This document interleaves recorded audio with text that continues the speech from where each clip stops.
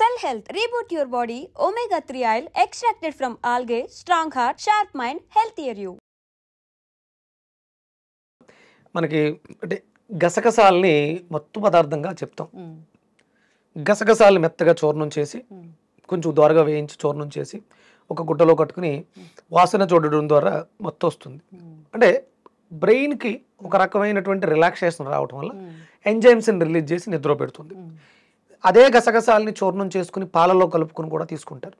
కొంచెం బాగా మరిగించి తీసుకోవడం ద్వారా చలువ చేస్తుంది. అంటే సాయంత్రం అయ్యే కొద్ది మనం సూర్య ఆధారిత పదార్థాలు కాదు, చంద్ర ఆధారిత పదార్థాలు తీసుకోవాలి.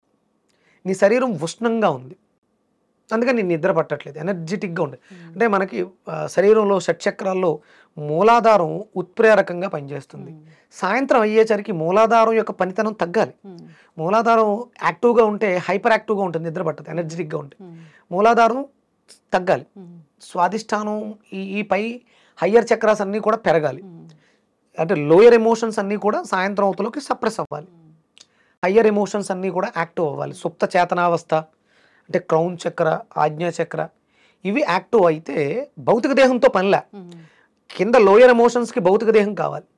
అందుకని శాంతింపజే. అందుకని మనం పాలు తీసుకోమని ఎందుకంటారంటే చంద్రుడి యొక్క ప్రభావం దాని మీద, మనస్సు మీద ప్రభావం ఉంటుంది. నిద్రపోయేది ఏంటంటే శరీరం కాదు. ఇప్పుడు ఇక్కడ దొంగ పడి వాలింది, నువ్వు నిద్రపోతున్నావు, కొడతావు, నీకు తెలియకుండానే శరీరానికి స్పృహ ఉంటుంది. అంటే నిద్రపోయేది ఇది కాదు, మనసు. ఆ మనసును నిద్రపుచ్చాలి అంటే ఆహ్లాదకరమైనటువంటి వాసన, సువాసనలు ఉండాలి, వాతావరణం ఉండాలి, దానికి తగ్గట్టుగానే పదార్థం లోపల ఉండేటువంటి పదార్థం ఉండాలి. అందుకని పాలని తీసుకోమంటే, అంటే మేము ఆకలికి తట్టుకోలేకపోతున్నాం, ఏమి తినకుండా ఉండలేమన్నప్పుడు అన్నం వండుకుని పాలన్నం తినండి. అన్నం వేడివేడి పాలు వేసుకుని అన్నం తినొచ్చు. అన్నం కూడా చంద్రుడే కదా, మనస్సే కదా. పాలల్లో అన్నంలో పాలు వేసుకుని కొంచెం బెల్లం వేసుకుని తినొచ్చు. అంటే మనం పరమాన్నాన్ని వండుతాం, ఇక్కడ వండక్కర్ లేకుండా వండిన అన్నంలో మరగపెట్టిన గ్లాసు ఒక పాలేసి, చిన్నపిల్లలకు పాలన్నం పెడతారు కదా, అవును, కొంచెం నెయ్యి వేసి పెడితే అద్భుతంగా డైజెషన్ అవుతుంది, ఎలాంటి ప్రాబ్లం ఉండదు, మంచి నిద్ర వస్తుంది. కాకపోతే అన్నం కొంచెంగానే తీసుకోండి, పాలు ఎక్కువగా తీసుకోండి. ఖచ్చితంగా గురుగారు చాలా చక్కగా చెప్పారండి. నిద్ర పట్టడానికి ఇంకా ఉన్నాయి మనకి చంద్రాసవ అనే ఒక సిరప్ దొరుకుతుంది. అది కూడా చంద్రుడి యొక్క శక్తి, చలువ చేసే గుణం ఉంటుంది. హైపర్ యాక్టివ్గా ఉండి ఎనర్జెటిక్గా ఉంటే ఇది ఇబ్బంది పెడుతుంది. దానికి మనకి వెజిటబుల్ థెరపీలో అద్భుతమైనటువంటి పదార్థం బూడిద గుమ్మడికాయ, దాంతోపాటు పొట్లకాయ. అంటే డేలోనేమో 200 గ్రామ్స్ బూడిద గుమ్మడికాయ, 100 గ్రామ్స్ పొట్లకాయ ఉండాలి. నైట్కి వచ్చేలోకి 200 గ్రామ్స్ పొట్లకాయ, 100 గ్రామ్స్ బూడిద గుమ్మడికాయ. తీసుకునే సమయాన్ని బట్టి దాని తత్వం మార్చుకుంటుంది. మనలో ఉండేటువంటి గ్యాస్ట్రిక్స్, బ్లోటింగ్స్ ఇవన్నీ తీసేసి శరీరానికి స్వాంతనిస్తుంది.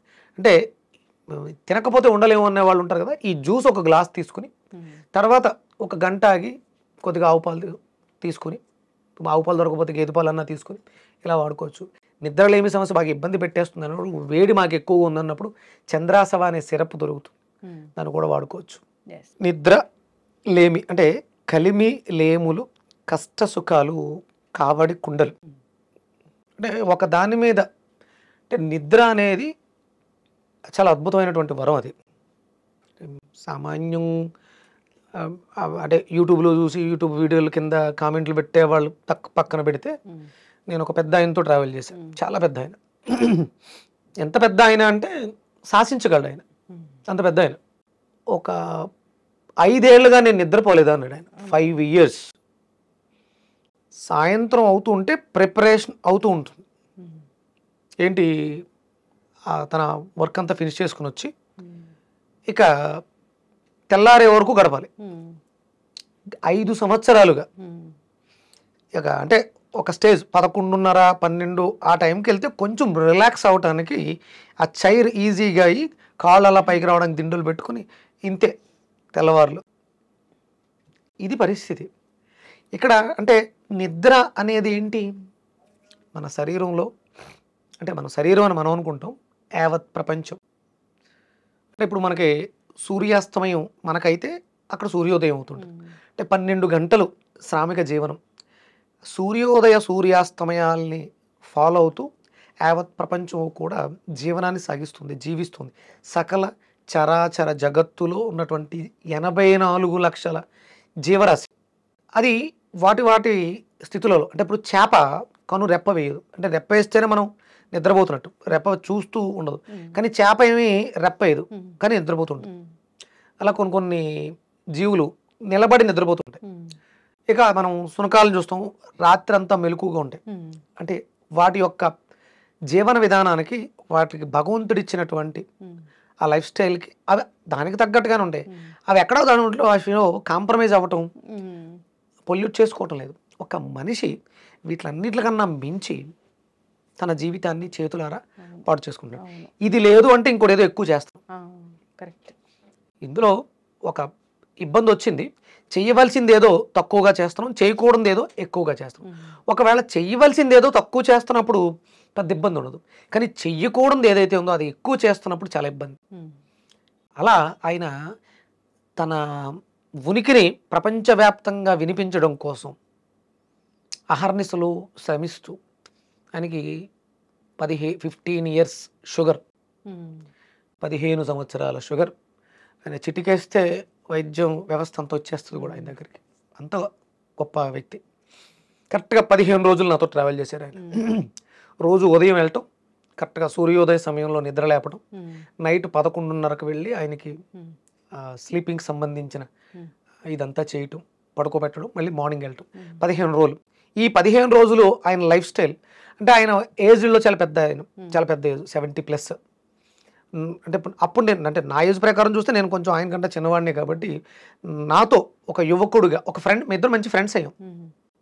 అంత పెద్ద ఆయన అద్భుతమైనటువంటి బిజినెస్ మ్యాగ్నెట్, ఎంతో అనుభవం, వైద్య రంగంలో ఎంతో అనుభవం ఉంది ఆయనకి, ఎంతోమంది వైద్యులకి ఆయన ఆరాధ్యుడు కూడా.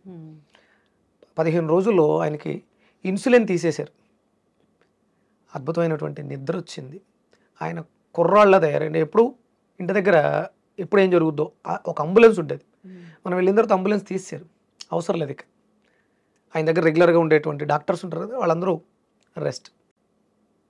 కేవలం లైఫ్ స్టైల్ అమ్మ ఇదంతా. మన శరీరంలో ఉండేటువంటి బయోమెట్రిక్ క్లాక్ అనే దాన్ని మనం పాడు చేస్తున్నాం. దాన్ని మనం గురువుగారు అంటే కరెక్ట్ చేసుకోవడం అంటే ఎట్లాగా? కరెక్ట్ చేసుకోవడం అనుకుంటే, మనం ప్రధానంగా ముందు ఫస్ట్ మనం ఏదైతే తింటున్నామో అది మనసు అవుతుంది. అన్నానికి మనసుకి సంబంధం ఉంది. చాలా మంది అంటారు కేవలం ఏదో ఒక మెటీరియల్ లోపలేస్తున్నాం, పదార్థం ఏమి మనసుగా మారదు, మనసుకి దానికి ఏమి సంబంధం లేదు.